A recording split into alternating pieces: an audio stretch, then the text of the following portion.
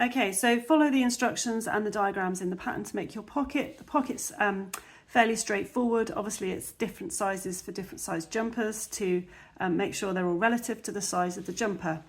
On your setup row, you should have left a yarn tail, and your final row, you should have left a yarn tail, and that's in order to sew it to your jumper. So before we make the edging and actually fix it to our jumper, we're just going to check that the pocket is right and it will sit centrally on the jumper. So your pocket will end with an even number of 3 treble groups.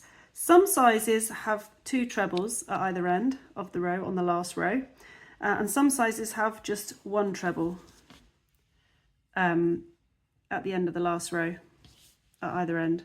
It doesn't matter which yours have, just count the actual 3 treble groups. Mine has got 14 groups, so I know if I count 7 groups in, that is my central space. So that is the central point in my pocket there.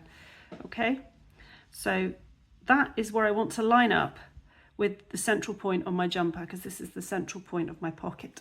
So if I take my jumper, on the pattern, you will notice that it tells you to end on an even row, and that's because the even rows on the jumper, on the main body, have an even number of groups. Therefore, you will have an even number on either side, and you will have a central space. This is my central space on the bottom of my jumper, and if you want to check, you can trace back up to the yoke row 1, and you will see that I had a 3 treble group right in the center of my yoke. So trace that group down, keep your finger on those groups. Every other row has a group directly above the one before, and if you get down to the last row, you will see that you've got that group there, and then the space directly beneath it is your central space. So if you've added extra rows to your pocket, make sure you add them in twos so that you end up with a central space at the bottom, and that central space has got to line up over that central space, and that's just to make sure that the pocket is just lined up centrally on the jumper. So we're going to start the edging for our pocket now. So we're going to start, we're going to do the left side first. This is the left side because it's the left side as worn. So if you were wearing the jumper, that would be the left side. So you start at the bottom left hand corner, which is this corner here. You're going to slip stitch up there, double crochet down there, double crochet back up, fasten off. Okay, but what you want to do is sew this part to the jumper. So what we're going to do is, when we start, we're going to take our rib colour, which is what we're going to be working our edging in, and we're going to leave quite a long tail. So I'm going to leave about this much yarn in order to sew on this section here, which is only a small section, so I just like to leave a bit extra.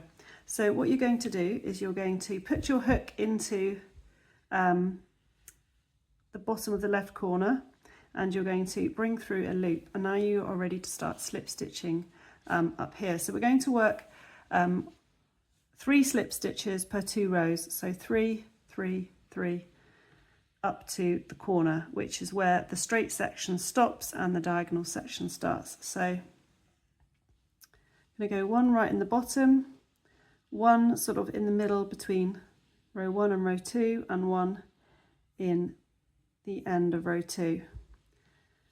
So that's your 3 slip stitches.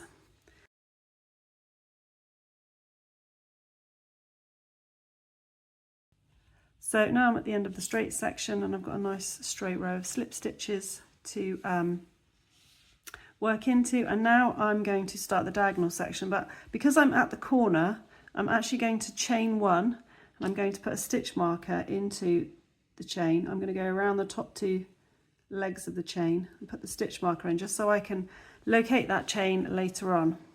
Then I'm going to now work 2 slip stitches per row, because these rows are slightly taller because you've got the whole of the edge of the stitch exposed. So we're going to work 1, 2, 1, 2, .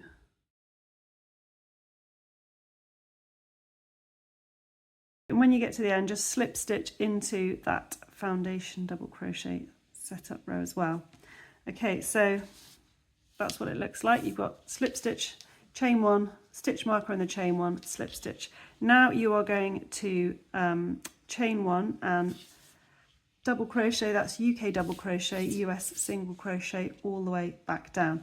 But you're going from the wrong side, so it's a little bit tricky.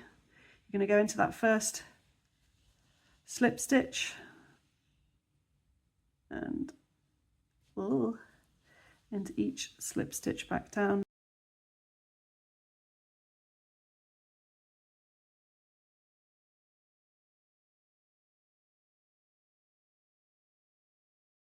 Okay, so now I've got to my one chain that I put my stitch marker in. So you're going to work 3 double crochets into that one chain. So work the first one.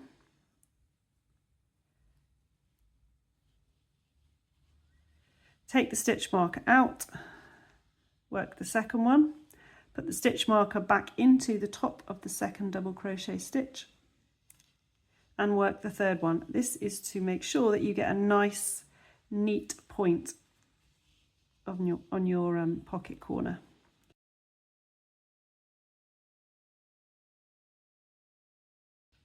You're going to go into that last one and just make sure you don't pull up too much slack from that side. Chain one and turn, and then double crochet into each stitch from the right side. Okay, now I've reached the stitch marker, so I'm going to put 1 double crochet into there, take the stitch marker out and do another double crochet and another one, so that's 3 in there. Don't need to put the stitch marker back in, just double crochet all the way back up to the top. And double crochet into the last, I've one at Yarn Chicken for once, and then just fasten off, and you can see that your edging is nice and crisp, and you're going to use this yarn tail here to sew along there, and this yarn tail you're going to use just to stitch across the top of the pocket trim. So on this side, which is the right side as worn, we are going to start here, slip stitch down there, slip stitch down the straight section, double crochet back along for row 2 and double crochet back along for row 3, then leave a long tail enough to sew this edge down. So you're going to start by making a slip knot on with your rib colour yarn, and you're going to go into that first foundation double crochet stitch and bring your slip knot through, and then you're ready to work your pocket edging in exactly the same way as before.